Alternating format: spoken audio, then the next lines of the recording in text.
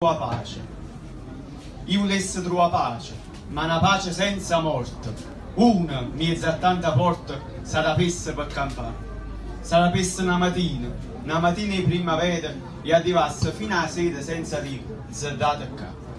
Senza sentire più la gente che ti dice, gli faccio, gli dico, senza sentire l'amico che ti viene a consigliare, senza sentire la famiglia che ti dice ma che hai fatto, senza scendere più a parte con la coscienza e la dignità, senza leggere il giornale, la notizia impressionante che non hai per tutto quanto e non tiene che ci fa, senza sentire un dottore che ti spiega la malattia, la ricetta in farmacia, l'onorario che ha papà, senza sentire sto cuore che ti parla di Congettina, Brigida, Nannina, che sta sì, che là no.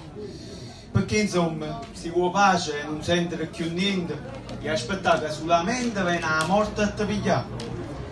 Io volessi trovare pace, ma una pace senza morte. Una in mezzo a tanta porta sarà pessa per campare. Sarà pessa una mattina di primavera e arrivasse fino alla sera senza dire, zerdate qua.